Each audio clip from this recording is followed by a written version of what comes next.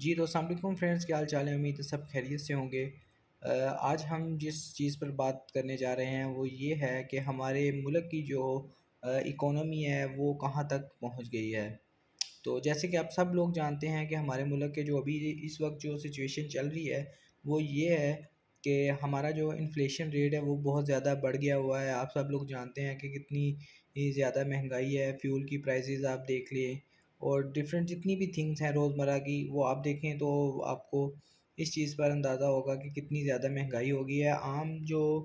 Middle class طبقہ ہے اس کے لیے یہ بہت ہی مشکل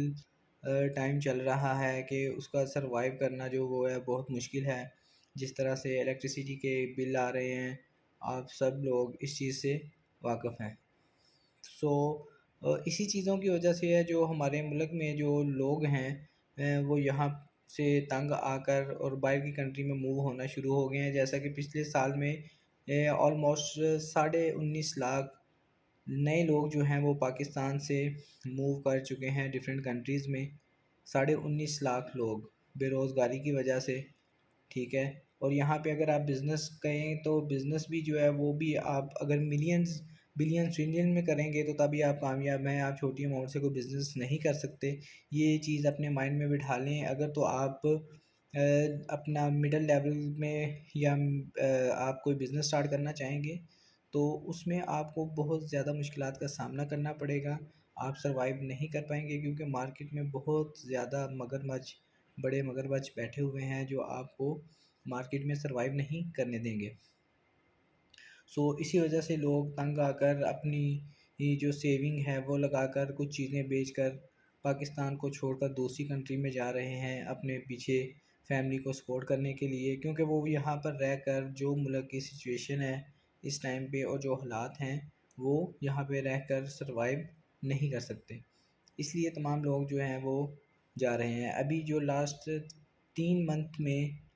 پچھلے 3 منتھ کے اندر اب تک جو نیو لوگ ہیں جو یہاں سے موو کر چکے ہیں ان کی تعداد جو ہے وہ 3.5 لاکھ سے اوپر ہو گئی ہوئی ہے۔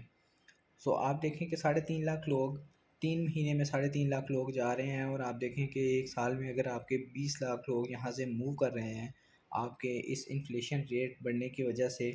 آپ کے ملک کے حالات کی وجہ سے،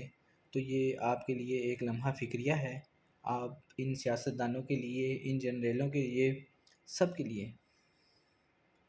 کے لیے یہ ایک لمحہ فکریہ ہے کہ پاکستان کے آج اس دہانے پہ کھڑا ہے کہ لوگ مجبور ہو کر اپنے ملک کو چھوڑ کر دوسرے ملک میں جا کر کام کرنے کے لیے مجبور ہو گئے ہیں۔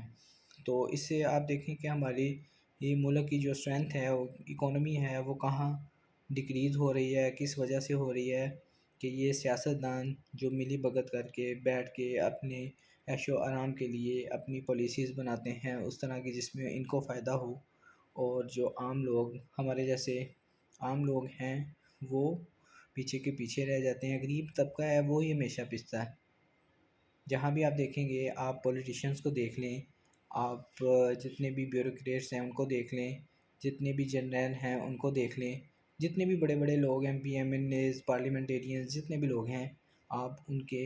عیش و آرام کو دیکھیں اور ایک غریب لوگ کو دیکھیں تو آپ کو پتہ چلے گا کہ کتنا ڈفرینس ہے ان دونوں میں، ان کے لائف سٹائل میں کتنا ڈفرینس ہے۔